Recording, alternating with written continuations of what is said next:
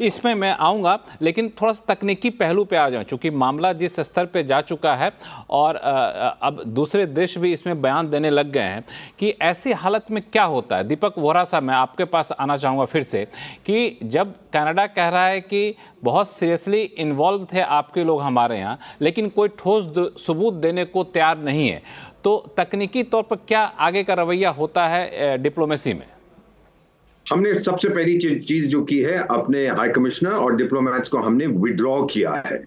Sir, हम चाणक्य की संतान है, हम बहुत अच्छी तरह समझते हैं ये कि हमने विड्रॉ किया और फिर ट्रूडो की फॉरेन मिनिस्टर जो बेवकूफ सी औरत है दौड़ी गई, अरे उन्होंने विड्रॉ कर दिया, जल्दी जल्दी उनको एक्सपल्शन का ऑर्डर दो, फिर बैक डेट में वो एक्सपल्शन का ऑर्डर देता है। इस लेवल पे तो ये आदमी गिर चुका है, ये तो कनाडा के चपड़ासी होने के लायक नहीं है। फिर जब हमने विड्रॉ किया, इसका मतलब है अब हमारा राजदूत वहां पर नहीं है और हमारे कई सीनियर डिप्लोमेट्स वहां पर नहीं है। एम्बेसी हमारी जरूर है, डिप्लोमेटिक रिलेशंस अभी हमने तोड़े नहीं है, लेकिन इतने डाउनग्रेड कर दिए हैं कि अब वीजा नहीं मिलेंगे, ये नहीं मिलेगा, वो नहीं मिलेगा, ट्रेड चलता जाएगा। ये कनेडियन पेंशन फंड्स जिन्होंने भारत में इन्वेस्ट किया है, इन्होंने इन्वेस्ट किया है सिंगापुर के जरिए, दुबई के जरिए और मॉरिशस के जरिए। और क्यों भारत में इन्वेस्ट करते हैं सर? हम दुनिया का सबसे बड़ा मार्केट है, चीन ने तो 2 झापड़ मार के इनको भगा दिया है, तो they will come to us. इनको 15-20% रिटर्न ऑन इन्वेस्टमेंट मिलता है, वो आते रहेंगे। ट्रेड पे कोई असर नहीं पड़ेगा, इन्वेस्टमेंट पे कोई असर नहीं पड़ेगा, बट हमने जो किया है डाउनग्रेडिंग ऑफ डिप्लोमेटिक रिलेशन, ये इस आदमी को बहुत तकलीफ हो रही है। ही डिड नॉट, और मेरा मानना है, जो मेरे कनेडियन फ्रेंड्स हैं, I am going to read you a message in a moment, मेरे कनेडियन फ्रेंड जो है वो हमसे कह रहे हैं कि अब इसको अकल आ रही है। वन ऑफ देम, जिनकी मैं बहुत इज्जत करता हूं, मेरे साथ कनाडा के एम्बेसडर थे कहीं पे, ये उनका, I am reading out the message, अंग्रेजी में लिखा है, dear ambassador Deepak, I am sorry that this clown is behaving the way he is. इससे ज्यादा मैं क्या कह सकता हूँ? ये उसका अपना रिटायर्ड राजदूत कह रहा है कि ये आदमी बेवकूफी कर रहा है।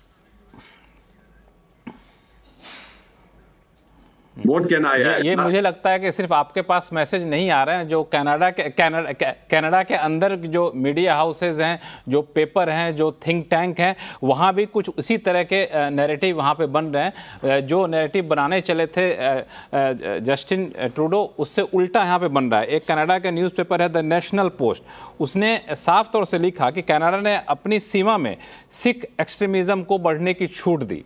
वो आगे लिखते हैं कि जस्टिन ट्रूडो जो है डायस्पोरा पॉलिटिक्स को, विदेश नीति को प्रभावित करने की छूट दी। तो इस तरह का बयान अब वहाँ भी निकल करके सामने आने लगे हैं। ऐसे ही दूसरे पेपर जो है इस तरह का बयान कर रहे हैं। तो अब मेरा सवाल यहाँ पर यह है स्वास्थ्य राव आपके पास, कि भारत सरकार अब तक मुझे लगता है कि थोड़े से रक्षात्मक मूड में है। वो कह रहे हैं कि आपके लोग इन्वॉल्व थे, हम कह रहे हैं जी नहीं जी हमारे लोग तो इन्वॉल्व नहीं थे, हमारे पास सबूत है, हम कह रहे हैं कि नहीं जी आप सबूत दिए नहीं हमको। मैं ये कह रहा हूं कि हम इस डिफेंसिव मोड में ना आकर के क्यों ना हम ऑफेंसिव मोड में जाएं। हम खुद इंटरनेशनल कम्युनिटी को कहें कि ये देखो जी, ये अपने नेशनल चैनल पे आतंकवादी को बैठा रखा है, एक सोवरेन कंट्री के खिलाफ हमला करने की धमकी दे रहा है और उस आतंकवादी संगठन को प्रश्रय दे रहा है कनाडा सरकार, आप उस पर प्रतिबंध लगाइए, आप उसके खिलाफ एक्शन लीजिए। क्या हमारी ये रणनीति सही नहीं होगी?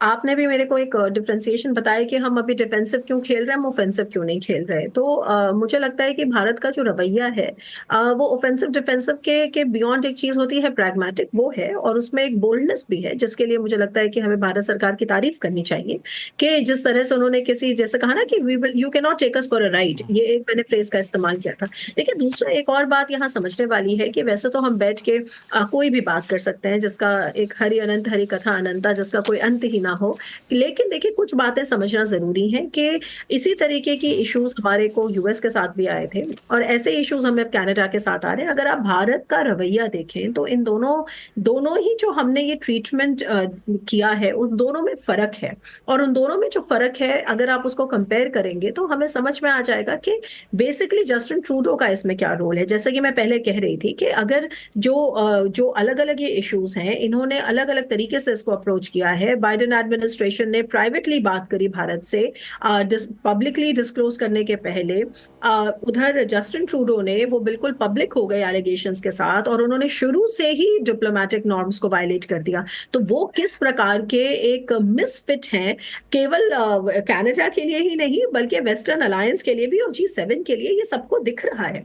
तो ये एक चीज है। उसके अलावा एक चीज होती है प्रॉपर चैनल। सर, तो प्रॉपर चैनल में अगर आप यूएस के साथ देखेंगे, जिस दिन इस केस के बारे बारे में बात हो रही थी, उसी दिन एक हाई लेवल की कमेटी भारत से वॉशिंगटन के लिए रवाना हुई। क्यों?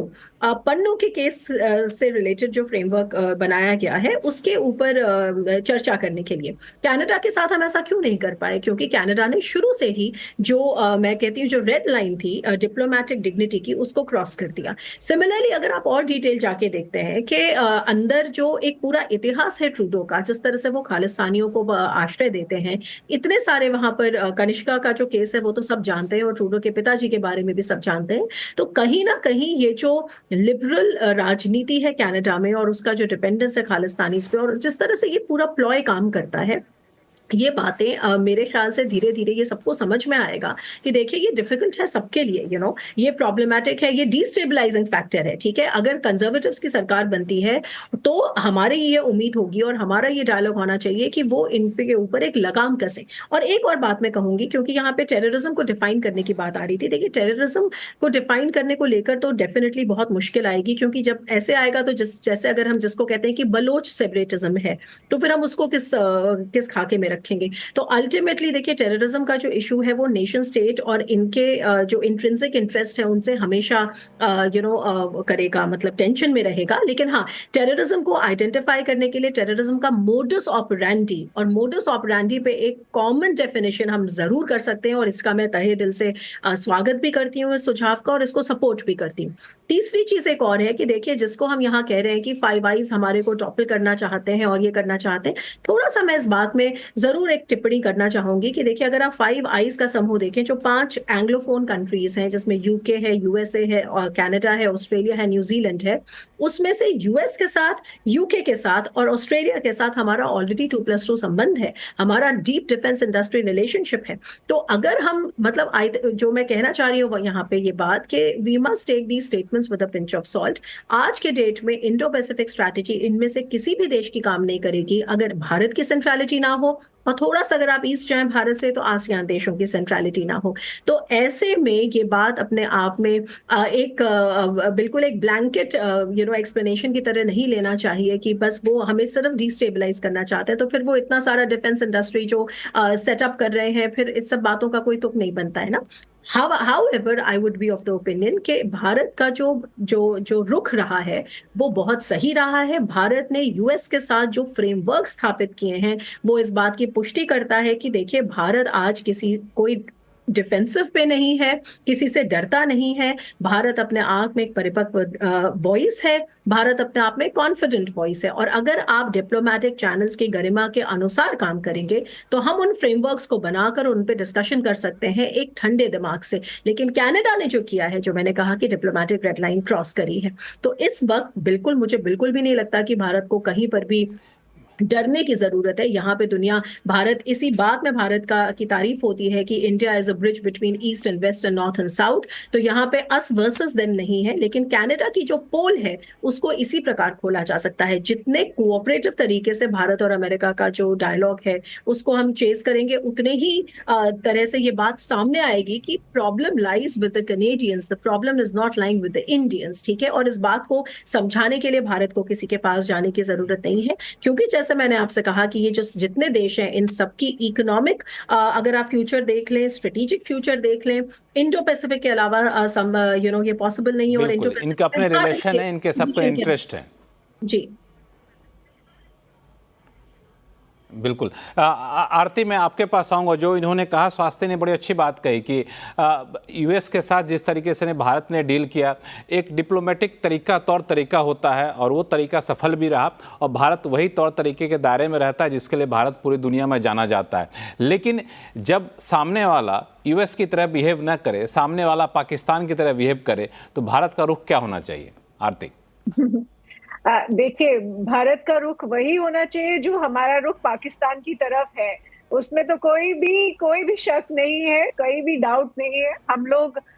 अगर हम लोगों ने पाकिस्तान को उनकी औकात दिखाई है तो हम इतनी क्षमता रखते हैं कि हम जस्टिन ट्रूडो और कनाडा को भी उनकी औकात दिखा दें, इसमें कोई डाउट नहीं है। लेकिन साथ ही साथ मैं ये कहूंगी कि अगर हमें ये लगता है कि यूएस या चाइना या कोई और सुपर पावर जो है हमको रियायत देगा बिकॉज कोई गुडविल है, तो वैसा है नहीं, इंटरनेशनल रिलेशंस में वैसा कुछ नहीं होता है, सब अपना सेल्फ इंटरेस्ट पहले देखते हैं। और अगर इंडिया की जो राइजिंग पावर है या एस्पिरेशन है वो हर सुपर पावर को इनसिक्योर करती है, तो वो अपने अपने कार्ड्स खेलेंगे, वो अपने अपने ब्लैकमेलिंग टूल किट जो है वो इस्तेमाल करेंगे। वो हम देख ही रहे हैं, डिस्पाइट द फैक्ट कि हमारे साथ चाइना का LAC पे स्टैंड ऑफ है, हम ट्रेड कर रहे हैं, डिस्पाइट द फैक्ट कि US और इंडिया के बीच में पिछले कई सालों में बहुत सारे डिसएग्रीमेंट्स हुए हैं, बहुत सारे इश्यूज को लेकर। सिर्फ कनाडा नहीं, इनफैक्ट कनाडा को लेकर US तो कंप्लीटली जस्टिन ट्रूडो को सपोर्ट कर रहा है। इनफैक्ट आज तो यूनाइटेड किंगडम भी ट्रूडो को सपोर्ट कर रहा है वीज़ावी इंडिया। लेकिन ये सारे जो दायरे हैं, ये अगर हम इनफैक्ट मैं स्वस्तिक के ही पॉइंट को लूंगी कि बेशक ये कंट्रीज जो है, हम लोग एक डिप्लोमेटिक दायरे में काम कर रहे हैं, लेकिन उसका ये मतलब नहीं है कि हर कंट्री के साथ हम डिप्लोमेटिक टाइज जो है सेवर करें। हर कंट्री की अपनी एक जगह है। कनाडा के साथ इनफैक्ट हमारे लिए वो डिस्पेंसेबल है, पाकिस्तान हमारे लिए डिस्पेंसेबल है, कई सारी कंट्रीज उस दुनिया में है वो डिस्पेंसेबल है।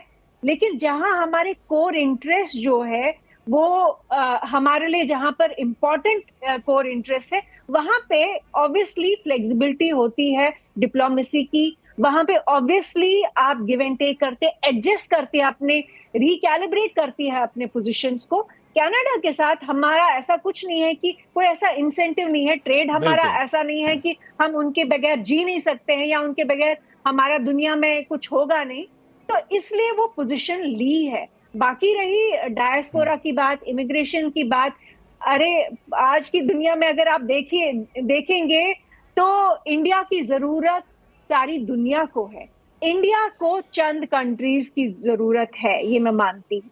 इसलिए हर कंट्री के साथ जो हमारा रिलेशनशिप है उसके पैरामीटर्स, डिप्लोमेटिक पैरामीटर्स हम लोग चर्चा करेंगे। बिल्कुल, मैं इस पे चर्चा करूंगा, लेकिन मैं आपसे और स्वास्थ्य दोनों के इस तर्क से बिल्कुल सहमत हूं कि अब जो अंतर्राष्ट्रीय संबंध होते हैं, सिर्फ डिप्लोमेटिक रिलेशन नहीं, सिर्फ राजनीतिक रिलेशन नहीं, दरअसल उसके बहुत सारे डायमेंशन होते हैं, इकोनॉमिक रिलेशन होते हैं, ट्रेड रिलेशन होते हैं। इसलिए कोई संबंध सिर्फ कनाडा की वजह से खराब कर लेगा, हमारे साथ ये संभव होता नहीं है। और ये कारोबारी रिश्ते पर हम लोग चर्चा करेंगे, लेकिन वक्त है छोटे से ब्रेक का। ब्रेक के बाद दीपक वोरा साहब